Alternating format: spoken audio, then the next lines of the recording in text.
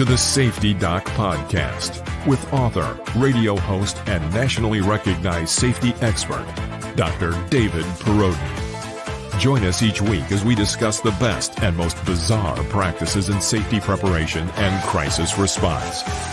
Follow Dr. Perodin on Twitter at SafetyPhD. And remember, the truth will keep you safe. Hey, everybody, it is your good friend, Dr. David Perodin from down here in the North Star Recording Studio, wishing you well this day. And this has been a show that I've had in queue for quite a while. And I've been excited to learn more about esports in schools, in high schools, and at the college level. And, you know, I teach university classes, and this fall at the university, when I was going to teach my class, I walked by the esports arena that's on campus, and I peered through the window and I'm like, wow, this is amazing. And there were signs up, you know, if you're interested, here's the number to text. And I'm like, wow, I'm interested, but I'm not enrolled here. I just teach here. So, but this is fascinating content, because when I addressed it with new superintendents, for some of them it was the first time that they heard about it. So on today's show, I have Mike Dahle as my guest, and I'm going to bring Mike in right now. So, oh my goodness, Mike, welcome, buddy. Howdy, thanks for having me. All right, so Mike comes to us from also the great state here of Wisconsin, where I'm at, and I don't know about you, Mike, but the snow was melting today. So.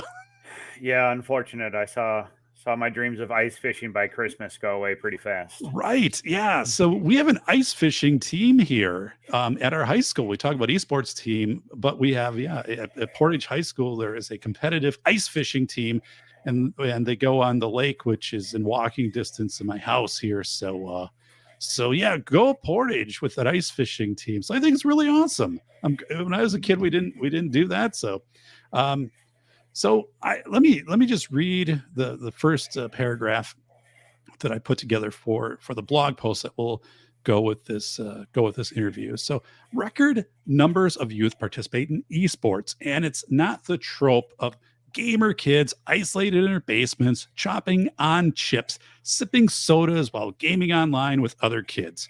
In this episode, esports expert Mike Dahle will help to inform us about school esports, including how it's in-person and team-centric, ways esports hones skills for learning, and how esports help students consider STEM career paths. In fact, universities offer scholarships for esports athletes. So about Mike Dahle. So Mike is the business teacher at Elkhorn High School and president of the Wisconsin High School Esports Association. I do have the link as the posted chat. So it's wihsea.org.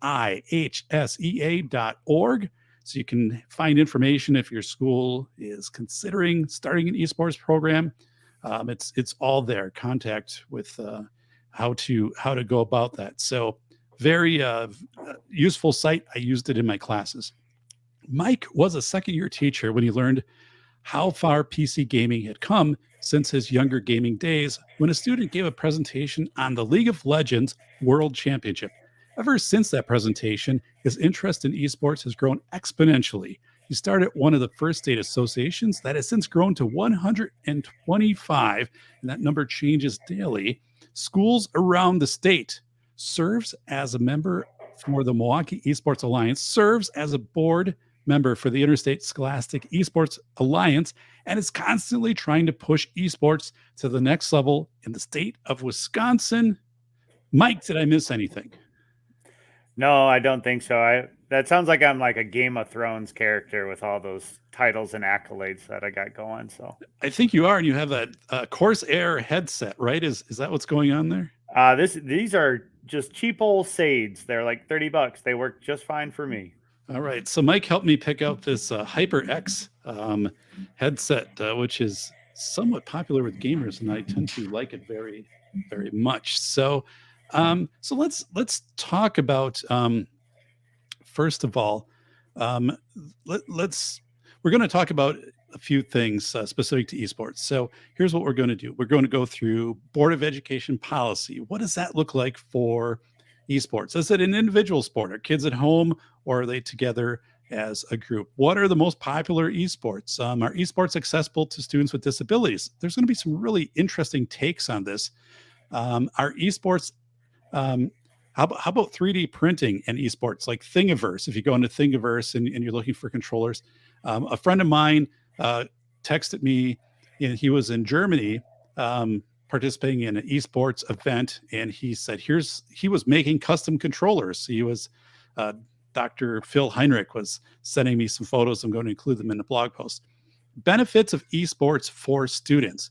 We're going to also learn that, well, one is we know that students that participate in some level of sports have better attendance, better academic performance. So we're going to broaden that. Do schools give credit? So if you play esports, can you get a varsity letter for that, or do you get academic credit if you're working on the IT or development side of the marketing for esports, things like that? Are esports part of traditional state athletic organizations? How do schools fund esports? And that's one thing. How much is it really expensive? Like, is it thousands of dollars to fund this? And how have some schools gone about that? Or is that a myth? Is that a barrier that actually doesn't exist? And post high school opportunities.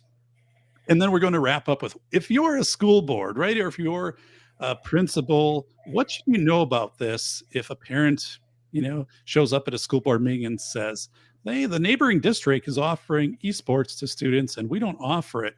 And I'd like us to consider this. So what are some things that, if you're going to go down that road of considering an esports team for your school, what do you need to consider, from IT to student privacy and things like that? So let's start with Board of Education policy. So Mike, what's been your experience with, do boards of education put together a policy for this? Or sometimes is there a policy that prevents esports from coming into a district, or kind of where does that interface happen? So it really does vary from district to district as far as which boards will approve of some of this material. I've been pretty lucky. When I taught at Arrowhead, the board was pretty open. As long as it wasn't an M-rated title, we were pretty much approved to play whatever that we wanted. If we did do M-rated, we'd have to get into like permission slips and calling parents and getting them in order to approve that their students in the room and that stuff is being played. But for the most part, they were okay with creating an after-school club that connected students to not only me as a teacher, but connected relevant coursework to whatever that they're doing for fun, and just be able to create a community on the campus for the students to participate.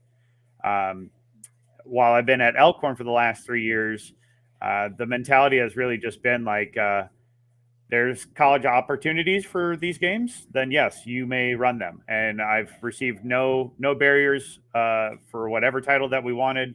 My school board and superintendent have been absolutely incredible in supporting our program with additional equipment, allowing us to travel to tournaments if we need to, and even allowing us opportunities to raise funds for our program too. So it really varies from district to district. There's been some others that are very conservative, and I know we were kind of talking before this, but Right. there are some that if there's any weaponry associated with the game, that they are not okay with it. There's been even schools that are not okay with Smash Brothers, and that's Super Mario beating up Pikachu. Right. And Nintendo is the most family friendly system that there is, and they won't make anything that's violent. And so it's just kind of crazy that there are some that are like, nope, absolutely not, no matter what. So you get all over the place. So Mike, that was something I learned this fall. So I asked the aspiring superintendents in my classes, how many had esports in their schools? About a third said yes. How many were aware of esports and, maybe considering it? About a third. And then a third, it wasn't on the radar. They didn't even know that this existed in the state. But as we dug into things a little bit more, a few would say, we considered it, but because of a cartoonish gun or violence of, Super Smash Brothers, right? Of perceiving that, of saying it doesn't align with our school policy or our school policies for, that our schools will be safe, nonviolent, or, no weapons. And And so in my position was, okay, I understand that, but one of the districts also had a skeet shooting team. And I said, well, you know, which I think is great. Skeet shooting has increased from in 3 states 5 years ago to now 34 states as of this year. And yeah, but I look at that and said, part of it is a school policy is not meant to be static. It's meant to be adaptable. And in this case, I encourage those aspiring superintendents to go back and to really, talk with schools that have esports. And if they had a Board of Education policy that interfered with that, how did they overcome that? Because I think the benefits far outweigh, again, some sticking point in a policy. So here's a common, I think, misperception on esports, and it's come up already in the chat. So let me find the chat. So it was Corey Slater who brought up a question here, and Corey's a regular in the show.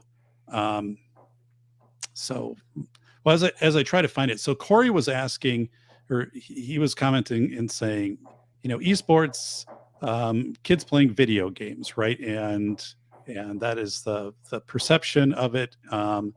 So right here, and this is respect to Corey. Corey again is a regular to his show, a very thoughtful person, but I think this is the right. This is probably the number one stereotype that esports has to address.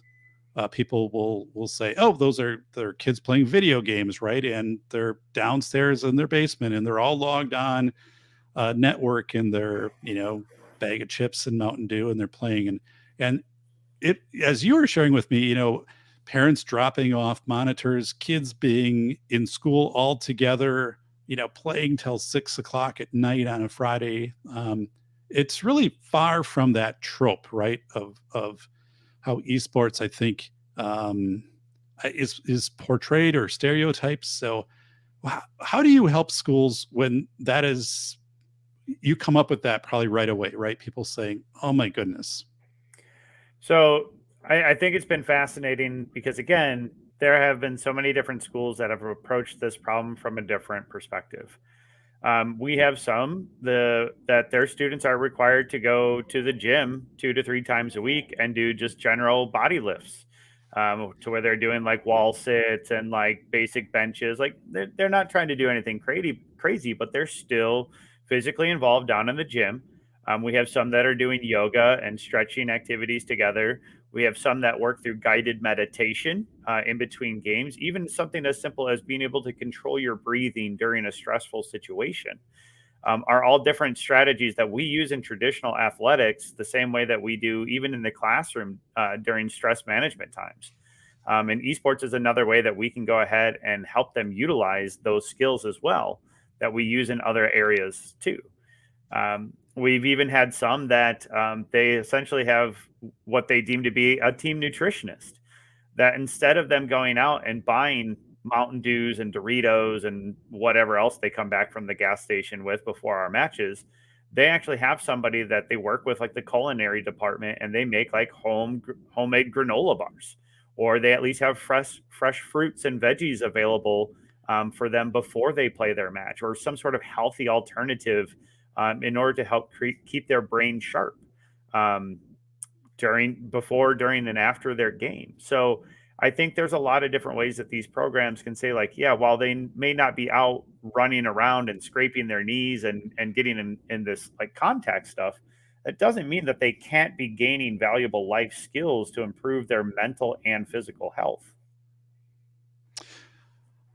Yeah, I think there, if we look at clubs in general, right, and different activities in schools, there are a number which don't involve, so for example, if you're part of FBLA, or if you're part of some other club, right, these are not including this physical fitness type component to it. So I think that's a keen point.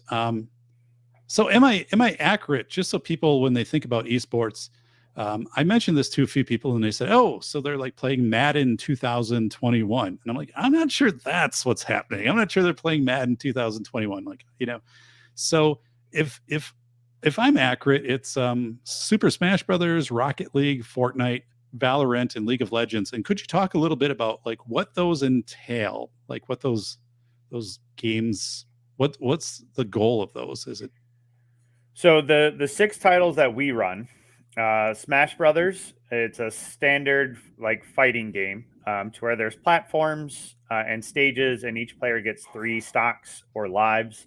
And you just try to get to the point to where you eliminate the other player 3 times to win the match.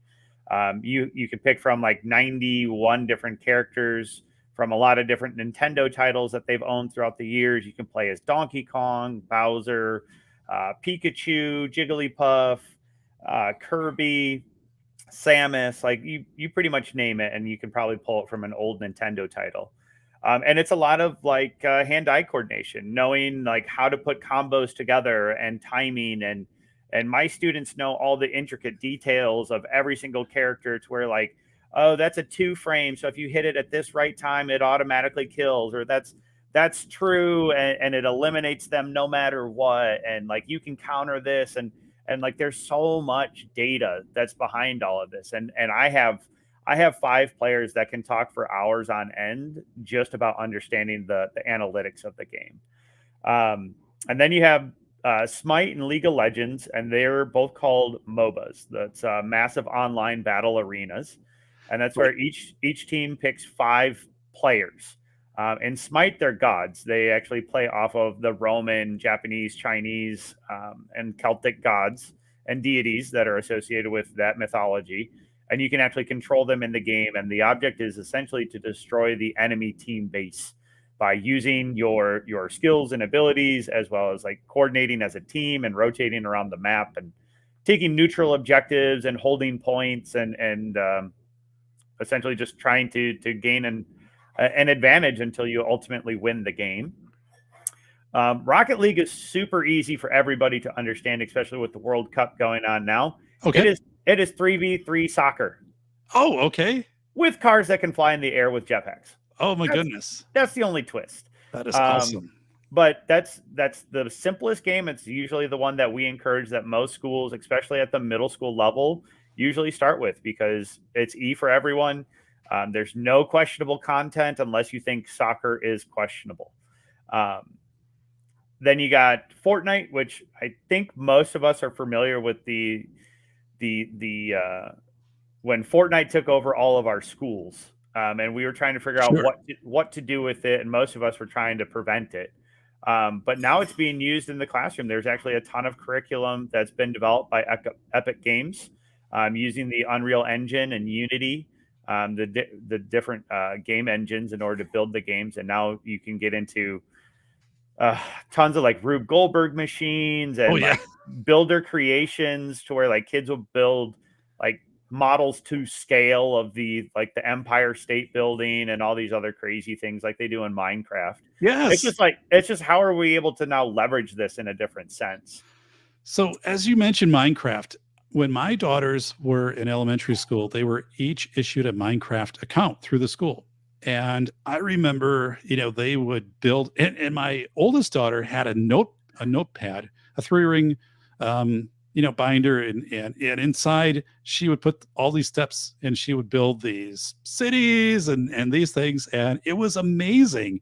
I still have some pictures because, she'd bring it up on the screen. I'd be like, take a screenshot of that because, well, here's a place, and I'm like, can you put this? And okay, the floor has to be made out of this, and then volcano comes over here, and then this, but it was amazing, and the depth. Then she got into journaling what she was creating, so it could be reproduced in the future. And I was just like, wow, right? In the school, had accounts. And even the Department of Education works with a national competition to where they have like Earth Day competitions to where they give the students a pre-built world, and they actually have to try to solve some of the issues that are impacting the Minecraft environment by using the resources that they've been given. And it's just a means in order to try to simulate what they may see impacting their own environment and how they can use Minecraft as that tool. So Minecraft is awesome too. That's another great one that if you can get down, I'm sure many are using it in the elementary and middle school level, but there's a lot of curriculum available for that one too. And then the last one that we offer is probably going to be the I hate to say it, but the most controversial one of them all because it uses semi-realistic guns. Even though it's T for teen, Valorant is a 5-on-5, kind of similar to Overwatch, to where you have skills and abilities in order to hold down positions. But essentially, your goal is to plant the spike and get the spike to detonate or eliminate the enemy team before they can defuse the spike. And it's just a game mode basically, to where there's also an economy built into the games, to where if you get multiple eliminations, you earn more currency in order to spend on the next round to improve equipment, buy side abilities, and help charge up your ultimate ability. But it requires a lot of teamwork and communication in order to make sure that your 5 end up being victorious for 13 rounds in order to win the game. It is also the most diverse population of gamers, where it's about 40% of them identify as either LGBTQ plus, people of color, and even a large population of females are playing Valorant. So it is the most diverse game. About 40% of the player base identifies as something beyond just white males. Wow.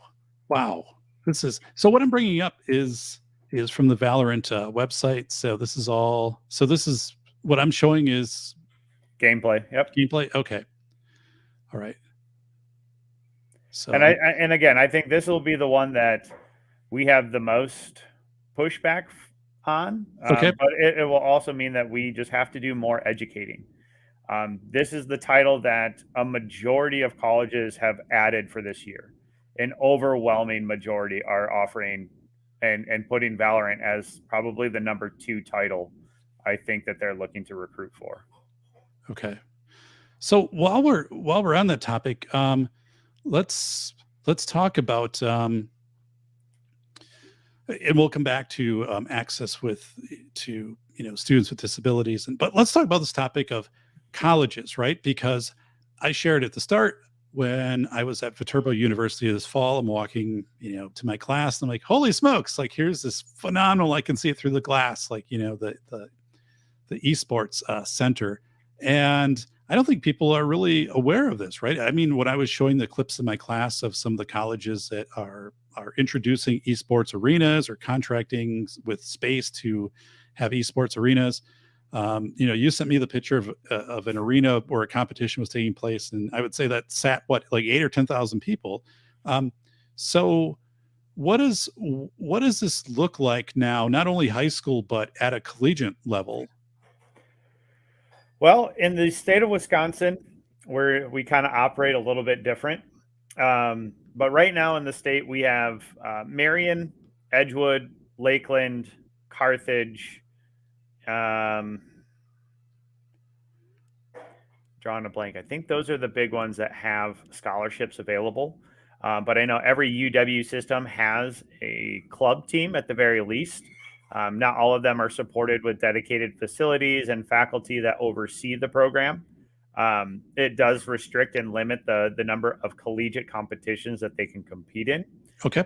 But then if you look outside of the state here too, we have Michigan Tech that has a top program in the country. You look a little bit further south, NIU just announced a massive facility.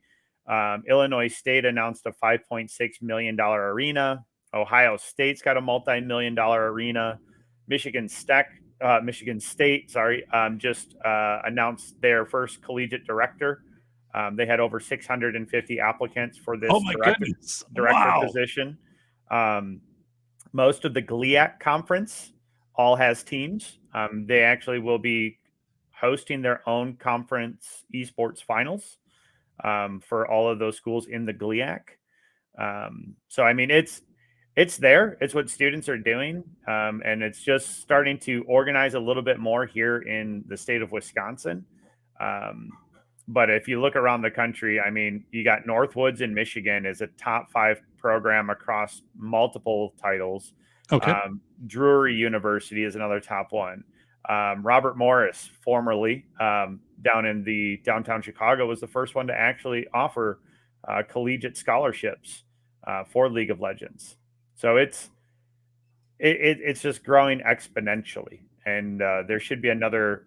They're working on this year's trends documentation research, and that should be coming out here pretty soon too. And that documents like 120 pages of research about the collegiate space. Wow. So I'm going to just show people a clip here. This is from Local 44, like WFFF, right? But as you can see, they're highlighting in Champlain Esports Arena debuts, and just so we get an idea here. So there's just so people can get an idea what's going on here, right? Wow.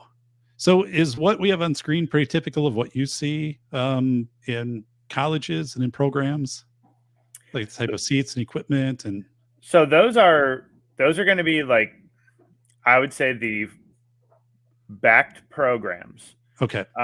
Those to where the university has seen that the students want to compete at the next level and they're willing to invest in their students. They're using it as a recruitment and retention tool. They're using it as a means in order to, it's free publicity for your school and your programs. But to me, as a high school teacher, what I see is that now there is a place of belonging for my high school students. I know most of my students that graduated last year, all at all the universities that they went to after, even to the 2-year colleges, they're all looking forward to playing on the esports teams at the next level. And they know that that's the first place to go to, that they know that they're going to have like-minded peers and a place to belong on that campus. So this is the point you brought up to me. Is this a formal study that you did, or is this more anecdotal of saying students who participate, for example, in high school esports, it might be the only sport or extracurricular that they have participated in? How did you gather that information? A lot of mine has been observation from my own program, as well as working with many of the other programs around the state and helping them try to identify some of the hurdles. I know previously even at just Arrowhead, there were a lot of students that I connected with who we had students that just moved there, and the esports team was their first place to help them connect to their peers at school. I got one nice email from a mom one time saying, like, thank you. My son has friends to eat lunch with now because of esports. It's one of those feel good emails that you get and save on, because you get some dark days sometimes. So it's nice to have a positive one. But I've had students that, they don't have that adult to connect with in order to go ahead and make that relationship and rapport with. And so just knowing that I can use gaming to connect with that, I can get kids flooding my classroom at 6:45 in the morning and not leaving until 5 o'clock every single night if you let them. And so it's just their place of belonging. It's their place to where they have peers. It's just been really beneficial. So, Mike, one of the questions I asked you in August. So I contacted Mike as I was developing some courses for this fall. I had never spoken before about esports in my classes, and I was learning more about it through just the media. I saw Mike's name come up in a number of articles in Wisconsin. And one of the questions I had for Mike was, let's talk about accessibility.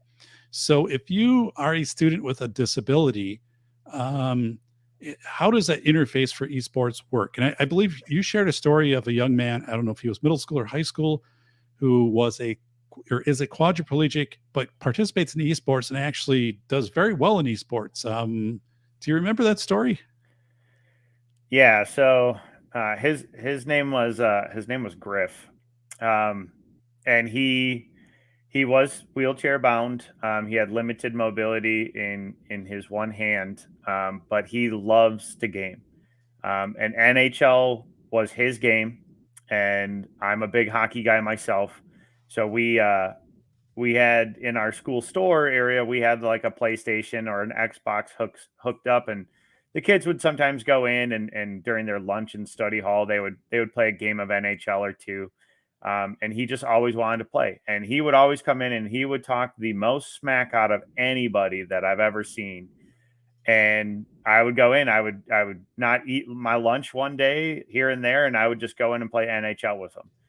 And I treated him like everybody else. And I like if I scored and I won, I let him know it. I would be like, "Whoa, gotcha, gotcha! I got you with the dangles." And like, so like it's just how he wanted to be treated. And when he won, God, he would let you know, and he would come by my room all the time and be like, "Hey, today was 3-1, right? God, you suck." And like then just go about his day. But like that's those again, that's just a relationship. I've had a student that had selective mutism, Okay. and the psychologist couldn't get him to speak, and he wouldn't speak in class.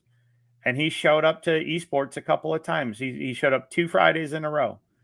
And on that second Friday, the psychologist decided to come and check in the room, and It's amazing. he's standing on a desk on the other side of the room telling me that I'm trash and that he dominated me.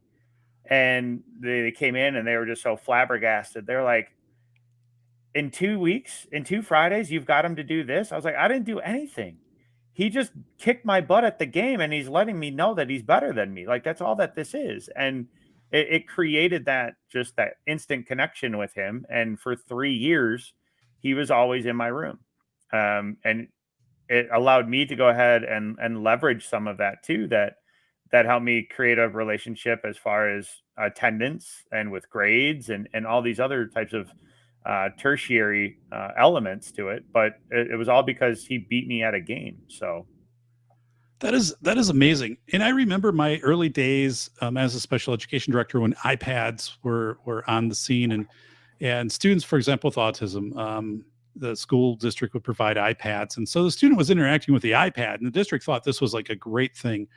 And people be like, look at this interaction, but they were not interacting necessarily with other people. So much different than what you're talking about. So this student who was participating in esports, again, the student who was a quadriplegic, did they have some type of special controller?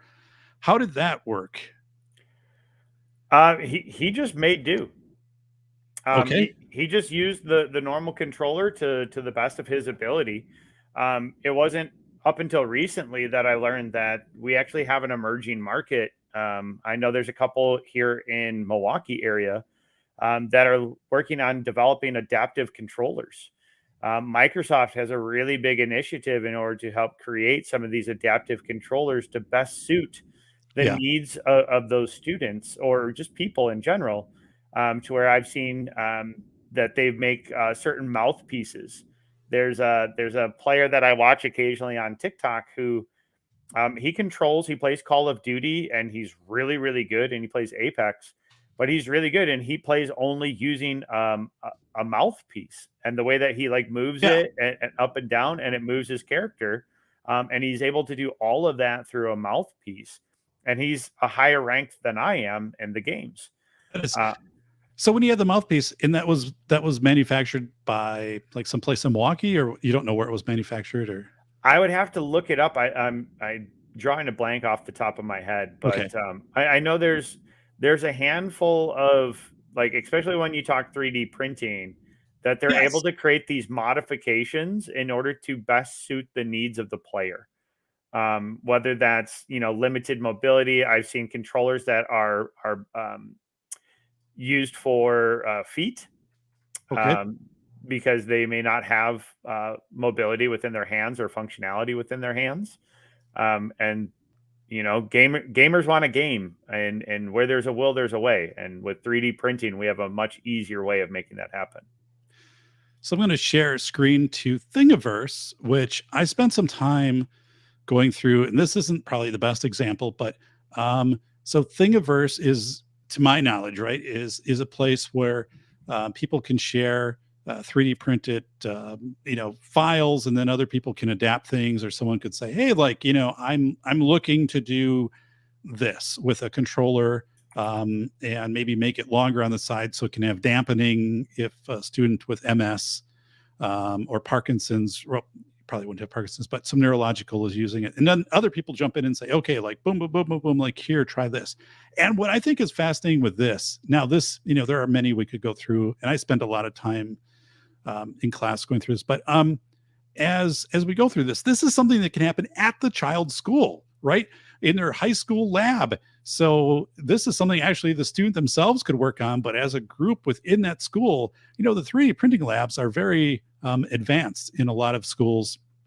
And to tackle this and to say, hey, this student is participating on the esports team, and we're going to try some things to adapt the controller so it's better for them. That doesn't necessarily have to be outsourced to someplace, 1,000 miles away. That can be happening in that school.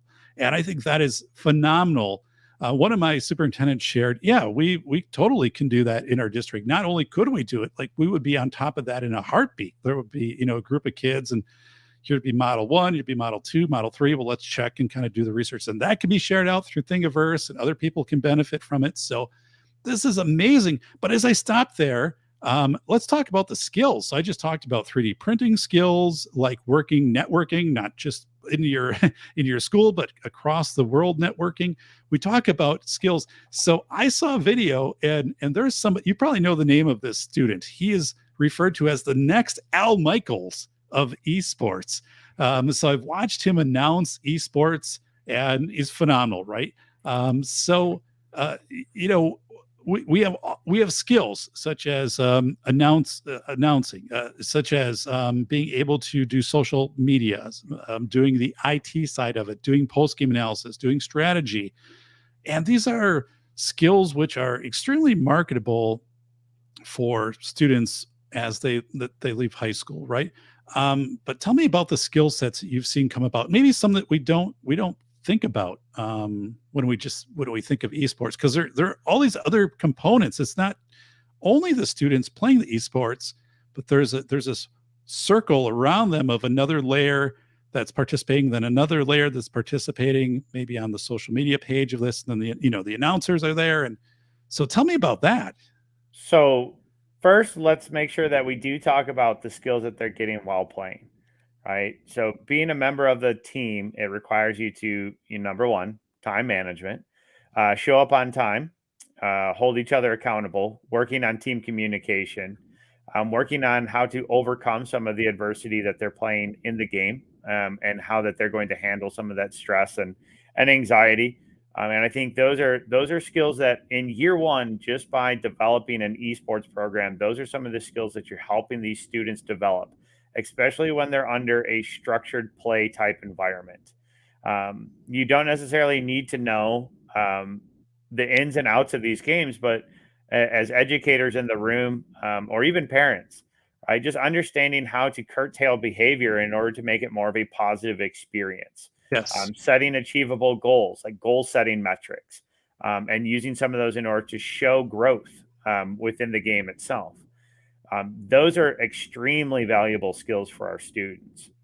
Outside of that, not everybody wants to play the games. However, they still like to be involved because there's cool things that they can do with it. We have graphic designers, to where we have had students that have actually developed not only our overlays.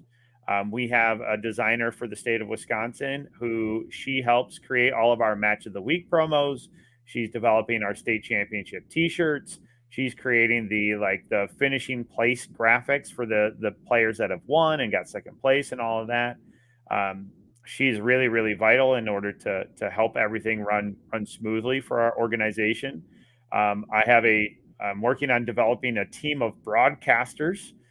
You were talking about Andrew there, the future Al Michaels. Yes. He's using esports as his means in order to get experience in broadcasting and journalism. Okay. So not only is he doing play-by-play commentary, but he's the one. I don't do anything. I have Andrew there. He's our leader. He reaches out to coaches. He schedules the competition. He organizes the lobbies for them to play in. He takes about 3 pages of notes before a game, and he goes in with his prep notes and his talking points that he wants to have. And he actually goes through and does all of his pre-homework on the teams, their backgrounds, their players, their standings, their win losses. Like, he goes in no different than we would sit on a Sunday morning before kickoff at noon. Right. We watch the pregame show, and Andrew does all of that. We just brought in another student. His name's Henry. He attends a high school up north. So him and Andrew are now, he is now Al Michaels and John Madden there. And they've never met. Wow. They're on opposite ends of the state, and they work together 2 times a week. They've been doing it for 8 weeks now. They're about to get into their first playoffs together, but they just enjoy the commentary of the game and the more kind of social environment to it as well. Wow. You know, we have more that, like, I have Discord moderators that help moderate our community, engage in our community. I would really love to get somebody that can handle all of our social media. Not that I don't enjoy posting and content creation, but I don't have the time all of the time in order to put together, you know, some montage video for YouTube, TikTok, and Instagram. I don't necessarily have time to know what's cool slang, and then like whatever is relevant. I don't just always want to be like, hey, fellow kids, like, how's it going? Like, what's up?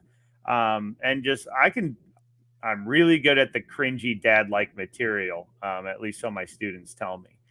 But I just don't have a ton of that time in order to do some of that. So I'm trying to find more ways for these students to participate, and even it helps them find scholarships. Andrew's already got a scholarship to go do broadcasting at Carthage College that he's already helping with already. So that is awesome. Oh my goodness. And you shared it. There was a student who was on the autism spectrum who received a 60% scholarship to university also. Yep. He was top 100 in North America at one point for Rocket League. Oh my goodness. And he got a majority scholarship. It was the first one in the state, to my knowledge. And his mother was a huge advocate for what esports did for her son, how it helped him grow as a young man, develop those social skills that is oftentimes hard for those students that are on the spectrum. And through gaming, he was able to flourish and then showcase his skills and abilities that a lot of his peers were actually very jealous of. Oh my goodness. Wow. Well, good for him. Congratulations. And I want to point out here from C&T Designs, he said gaming has got a bad rap for a long time. Then there was Gamergate, and, you know, that was insane. So I think it is initially sometimes people, you know, as come into this and we need an education point. And if you don't change your mind based upon that, that's okay, right? But with anything, we need to understand it and become educated. Visit a school, visit a Random Lake, Wisconsin, visit a Montello, which is close to where I live, and learn what's happening there with their esports programs. That is amazing. So we're talking about, you know, the kind of the funding for this in schools. You know, that's one of the things that came up in my class. The schools say we don't have the money to fund esports, and I'd be like, well, you don't have, you know, like $1,000, $2,000 in your ESSER funds or in your Fund 80 or those type of things. I'm like, wow, I mean, okay, and so that's something you see. You know, you shared in sometimes there's Twitch channel affiliate programs. Sometimes there's a partnership. Random Lake, Wisconsin partners with Jolly Good Soda for some sponsorship, but help us to understand that, because really there's a lot of time being put in by coaches and people who oversee this, like you, and really it's not being recognized with the same type of payment that might go to a volleyball coach or football coach or basketball coach, or even someone who's the head of the foreign languages club or something like that. So I guess, how do you see that as both an opportunity and as the barrier?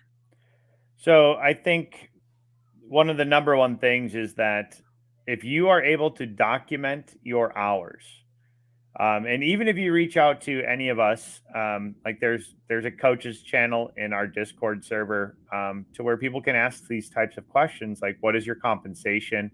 How many hours are you actually putting in? I try to make it very transparent to everybody that as far as like what I'm at. So like we practice Monday. We have a varsity match on Tuesday while that team's playing in the other room. My other team is practicing. On Wednesday, we have another varsity match. And then on Thursday, it's JV and VOD review for the teams that played on Tuesday and Wednesday. And then we have Fun Friday, which is just a casual gaming club to where anybody in the school can come in. So if you run the numbers, then we're done at 2:35. And like tonight, I was still at school at 4:30. That's because we had an early scrimmage as we're getting ready for playoffs. But usually I'm there until about 5 o'clock. So you're talking about 2.5 hours after school, 4 days a week for me. My other coach stays after on Fridays because he lives in town, so he allows me to leave a little bit early. But I mean, so we're having 10 hours between 4 days that we're there after school, and Oh then my goodness! Wow. we're in season, because again, I love this and I love working with these students to help them develop, but I'll potentially be doing this for 10 months out of the year. Oh And my so goodness! I'm a very privileged and lucky person that my school supports this. Right. That me and the other advisor are split at like $4,100, which is the equivalent of our athletics. And if you look at the numbers, we share basically the same amount of hours as our basketball and our volleyball coaches. When you talk about practice and game time and all these other things that we need to do. Um, so, I mean, time wise, for funding for you as an advisor, coach, GM, whatever you want to call your position that's helping oversee your program, we just got to be able to justify it. And you can do that through documentation. As far as raising funds for your program, there are a lot of local opportunities in your community. There's a lot of local companies that I'm sure have no problem kicking in $100 to $200 here and there, whether that's donating for microphones or Right. webcams or even jerseys. Let them slap that logo on there on the jerseys, Right. and that's the community helping that program as well. We just had the local pizza place. We ran a charity tournament for the Children's Hospitals of Wisconsin, November 5th. Yes. Yeah. and Awesome. they donated like $50 worth of pizza. And so we got to use that as a fundraiser as well. That we sold it for like $1 a slice and $2 a slice, whatever it was. And we raised $150 for our program. We eventually raised an additional like $350 for the Children's Hospital of Wisconsin. Yeah, we use Twitch. We got the affiliate status because we stream our matches as well. We actually just got our first payout of $65 for a month. All right. And everybody's, if you have Amazon Prime, you get a free monthly Twitch sub, and it costs you nothing. And it donates $2.50 to a program of your choosing. So it's an email that I've sent out to all students and staff, and it's not much, but every month we can make $65 off nothing from you. It's free for you. So that has to go though into an account. And you shared with me that not all schools have in their budgets a line item where if esports team is generating some revenue, right, that can come into the school. So maybe talk about that. So this revenue can be generated, but if the school doesn't have in Wisconsin, it's called WUFAR, WUFAR. It's an accounting system.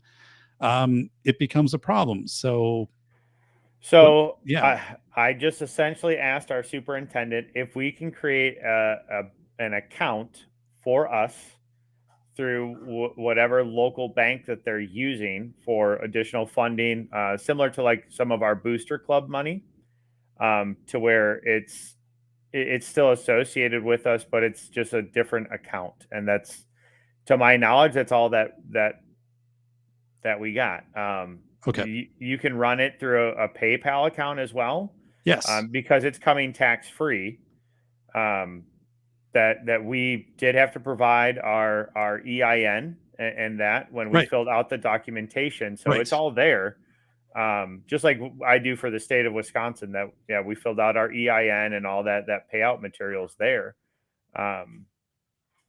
Just created the account. I got the approval from the school. Sometimes the school can actually spin you up an account where it's like PayPal at, elkhorn.org or whatever. And so that way it's not you being the only one that's in charge of it, that the IT can also monitor that account too. Oh, that is amazing. That is amazing. So there's a couple things I want to hit on here. So we are going to end the show at the 70-minute mark. So we've covered just outstanding points so far.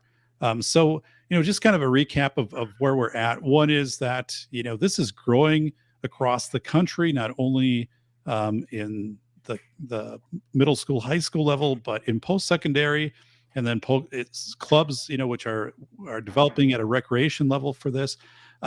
School boards, some boards say, no, we're not into esports because of the use of a weapon or violence in games, kind of a zero tolerance thing. So if that's happening, then my position very overtly to the aspiring school leaders has been, you need to revisit that with your school board. And again, I kind of take a parallel of saying, we have trap shooting has increased sharply throughout the country, and I'm going to try to bring that graphic up here in just a moment. And I think the same argument which unravels esports is the argument that would potentially unravel skeet shooting, for example, but yet that seems to be pretty prevalent in our schools. How students with disabilities have access to sports, and how controllers can be modified for students with disabilities. Really some pretty amazing stuff. So let me see if I've got it right here. So nope. Hey, so for those of you wondering, like, back up your files. So Mike, I didn't do this on my podcast, and you wouldn't believe what happened. I lost a hard drive, and then that was very sad because I ended up losing a lot of my shows. So now I'm having to regenerate them off of downloads here from YouTube and Podbean, and that's been less fun than what you would certainly imagine. But I think I would say I'm just about to migrate over to a new PC, so I know exactly. I spent like an hour yesterday transferring files to an external hard drive so I can be ready to migrate. It was my external drive which died, and then I thought I had it on my original drive, but the summer upgrade to Windows 10, and a long story short, it's not good. But so let's look at this real quick. This is skeet shooting, or clay target shooting, across the country. So I'd like to put this slide up because I think it parallels what's happening with esports. When I talk to school districts, and they'll lament and say, we don't have students trying out for track anymore, or it's getting too prohibitive to play football because of a cost of $500 for football pads and helmet and other expenses, and field rental, or ice, hockey, things like this. Herefore, this is Clay Target League. And I had a guest on my channel to talk about this about a couple months ago. But three teams in 2007, 2008, now 2020, 22, 1,466 teams in 34 states. So this type of hockey stick growth, I think, is similar to what is happening in esports. So that's where I dig in with districts, and if they say, oh, we don't have esports, right, because of perceived violence in a game, or just a misconception of what esports is, but we do have skeet shooting team. I'm like there's an entry point to come back and to have the discussion. Why did you approve one and not the other? So I just think those are two areas which are rapidly increasing across the country at a time when some other sports just are not keeping up that steam. And again, both are extremely inclusive. So well, I guess to your point there too, just to butt in, but we're seeing a change in societal values as well, as far as protecting our children. The number of parents that are starting to steer away from contact football because the more data that keeps coming out about CTE and gray matter being developed in our students from some of these high contact sports, as well as then also seeing the data to where we actually want to encourage students to play, 2 to 3 different physical sports in order to help preventative injuries. That if they only specialized in one, that they could actually increase their chances of potentially lifelong damages that they're doing even at a young age. So I think it's just a shift as more data and science comes out as far as how can we protect our students. We just have to find alternative ways of finding involvement for them. I think that's a fascinating point. The more we're learning about these sports, and so we have a super chat. It's from CNT Designs. He also works in plasma cut designs, and he had just shared that he worked with a student on doing a plasma or a CNC, kind of like 3D, not 3D printing, but plasma cutting that goes into 3D software. It's really complicated stuff, but he's Coop here is a follower of the show. Coop says, I'll say that many people don't understand esports, and not playing games like Modern Warfare is insane. So yeah, I'm thankful that you shared that, Coop. And I pick up on this. And as Mike has shared, right, I think it's a misperception. And it's when people make a misperception, they go, boom, I'm not going to go any further with it. I don't want to know what's happening in Random Lake or Montello or Racine. I don't want to know. I don't want to know about the student who has a scholarship because he's a narrator, or not narrator. He's a commentator, right, for esports. And like, okay, like that kid's doing just more than, he's taking 3 pages of notes. He's doing analytics. This is amazing stuff, right? And think of like all of the doors that open up to him, whether he becomes working as communications for a Fortune 500 company, or wherever it goes. Like, it's just amazing. But it's, we kind of lost that. We lost this whole thing of debate and trying to understand other positions and things getting stereotyped. So Coop, I think you're right on. Thanks for sharing that. I got one comment on this one too. Yes. So there's one thing that is vastly different between traditional sports and esports. And number one thing is that you're working with somebody's intellectual property. And because they own it, they can dictate how and who and in what fashion that they play your game. So for example, if you're looking at Modern Warfare is an M-rated game. So even though some school districts would choose to go ahead and use it because there is college and pro opportunities, however, Modern Warfare has actually shut down multiple high school leagues because they don't want anyone under the age of 17 playing the game in a structured form like that. Oh, wow. And so there's an interesting wrinkle in there, is that they can actually step in and provide you with a cease and desist letter and shut down your league operating in the way that it does, because they don't want a potential liability themselves, for the same reason that there are some school districts that don't want a liability issue. Wow. I didn't know about that. And let's move to Ron Wayne again, a friend of the show. They call him the Kentucky Batman. I don't know if you've heard about that, where you're at, more toward Lake Michigan, but Mike, they call this guy the Kentucky Batman. Ron Wayne, he's saying, he's asking, what is the most popular esports game? So he's saying, great show, by the way, but he wants to know what's the most popular esports game out there. So if you're talking, yeah. So I think it really depends. If you're looking at kind of like my age group, so I'm about 35. We look a lot at the Rocket Leagues and the League of Legends, even CS:GO. They've been established for years. The new real up and coming titles are Valorant is definitely very new on the scene, but taking it by storm. Smash Brothers has a huge dedicated following.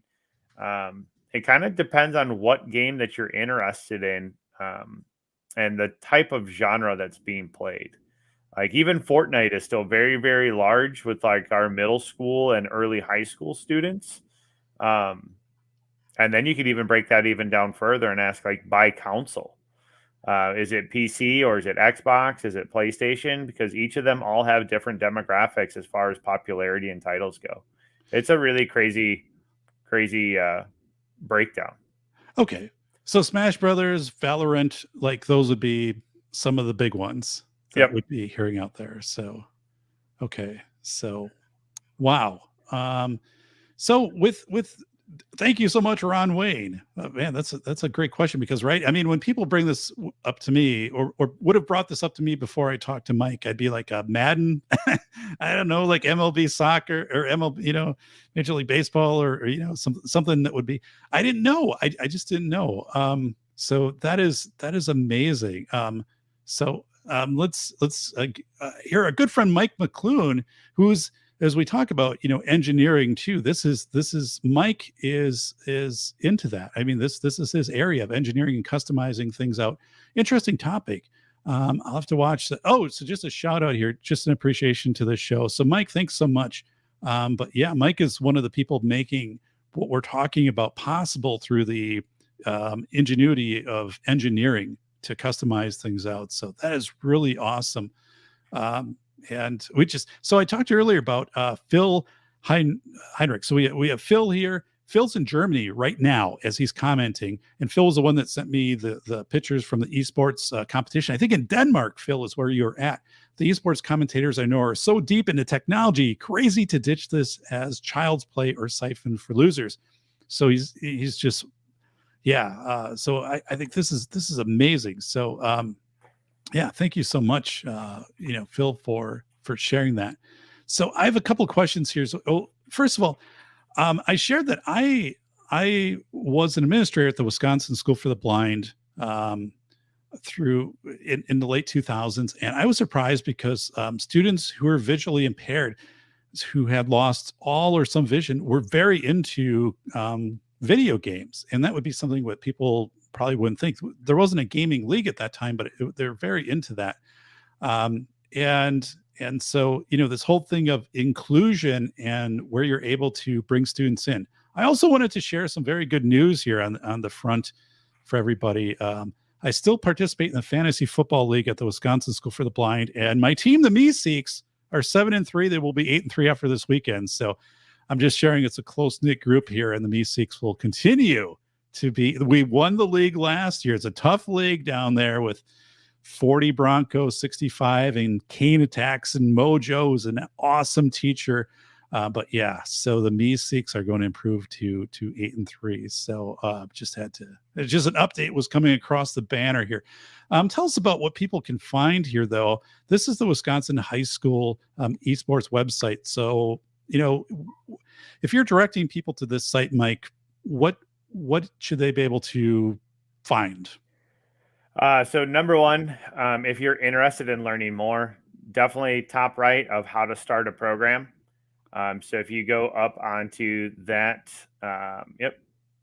on there, we have a new advisor checklist, and I apparently forgot to change the permission on the new document that I uploaded. Okay. So thanks. I need to go ahead and do that.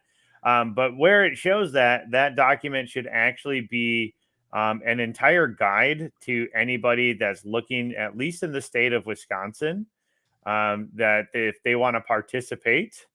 I kind of provided an outline of number one, what our titles are, what seasons that they run in, how many that you need. And if you refresh the page, that it should be good to go now.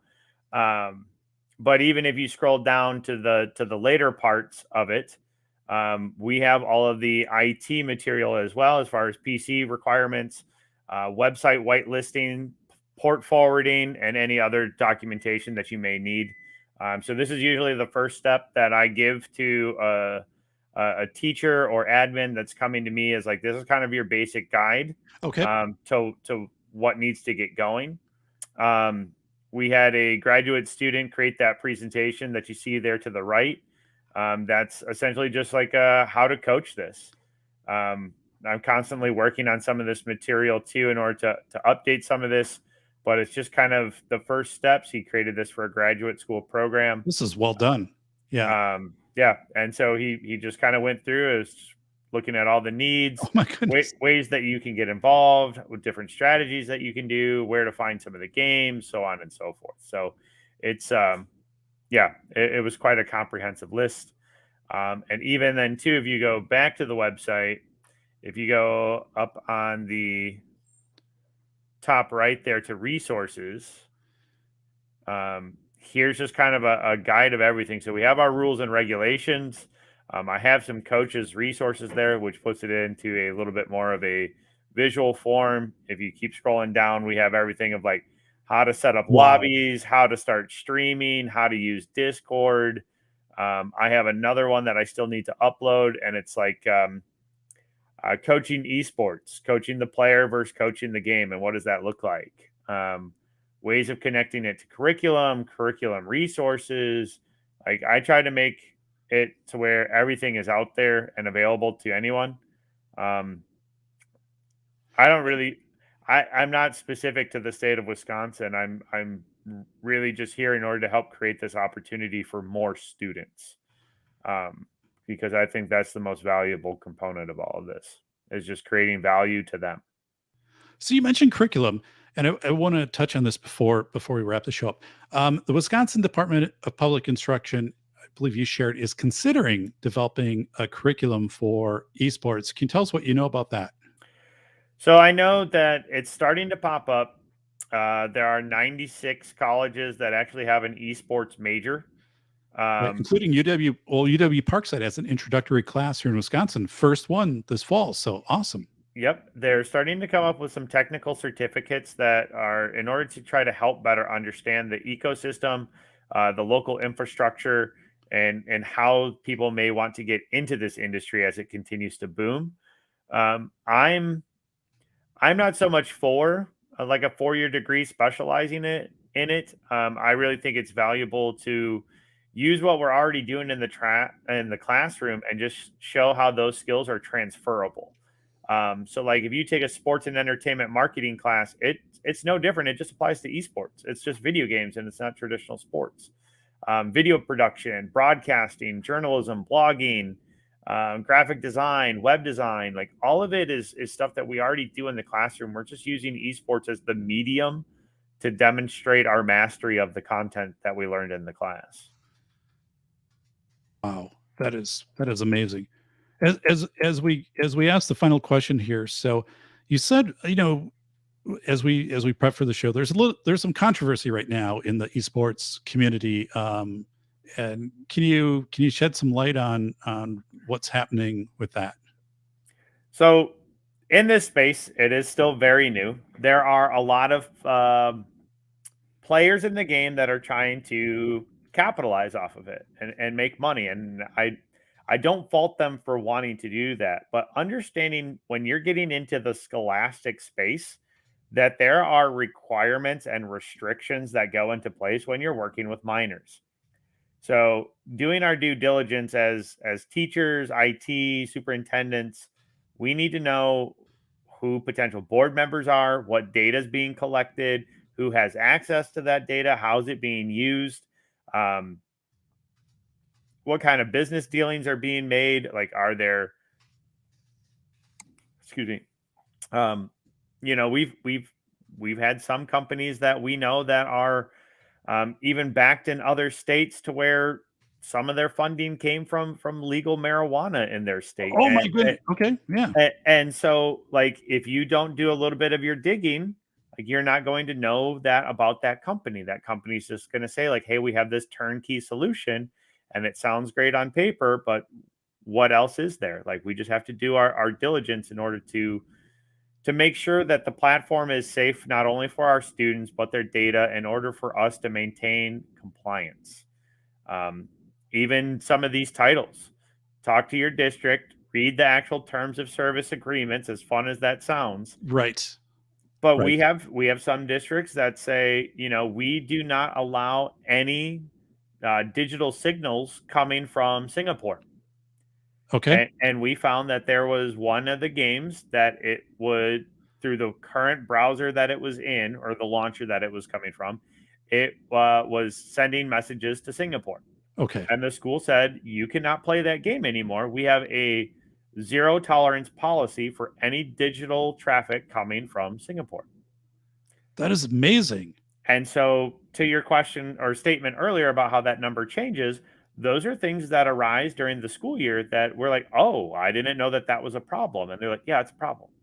And it's like, oh, well, okay, like, and so we do try to find wiggle room around some of them and ways in order to make it work, but sometimes it's all of a sudden a no-go. Policies change as school districts change, and then all of a sudden those students can't compete as part of their school team or can't even compete in the game anymore.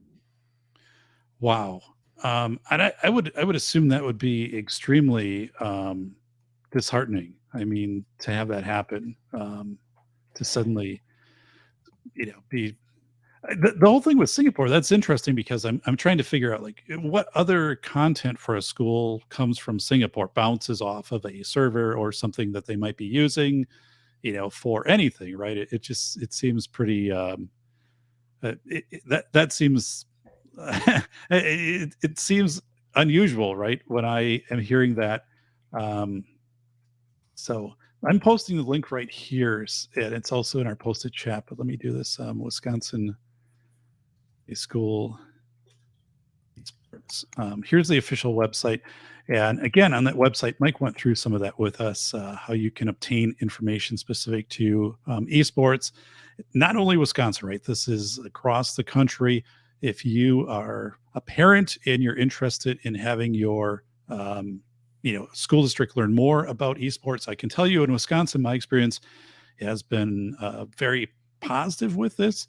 And one of my superintendents, Mike, said, Dave, I believe that in 5 years, all schools in Wisconsin will have esports. I think the benefit is so overwhelming. And I think the discussion between superintendents at superintendent conferences and through our networks, right, as we get together, that word is going to continue to get out. And with the school boards, and he just said, I see this in 5 years, every school has this. I'm so passionate about this. And I'm great. It's great news because, esports, we have access. Well, a few things. We have access for more students. We don't have a high cost of barrier for entry if you're a student, right? You're not having to buy a lot of expensive equipment.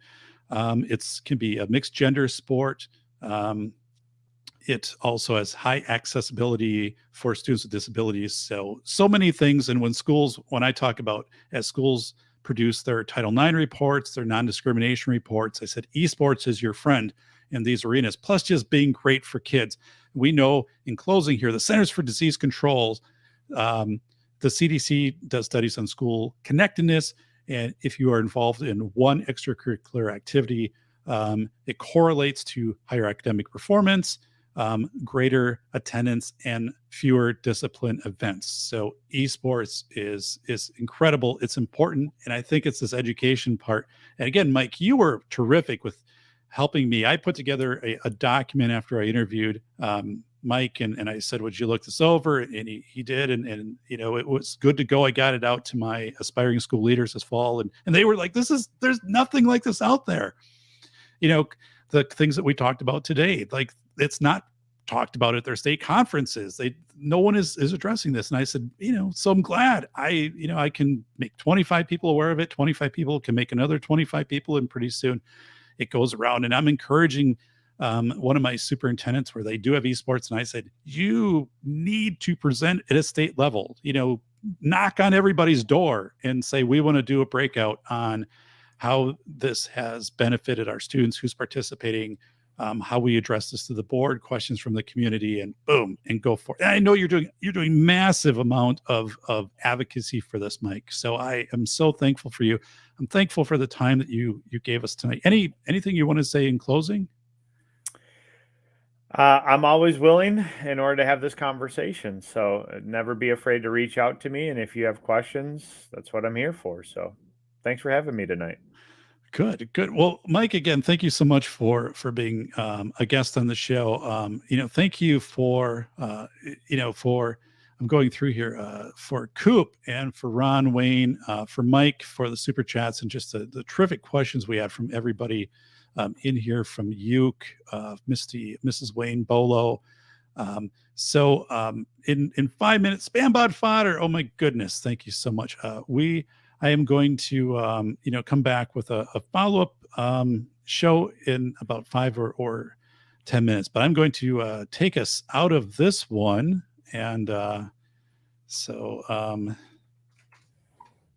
So just a second here. Look at all these tech skills that I've learned here with my stream here. But all right, I am going to lead us on the way out.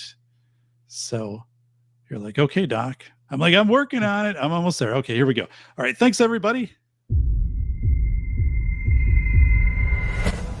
As chaos erupts, torrents of conflicting yet urgent messages gush from media outlets.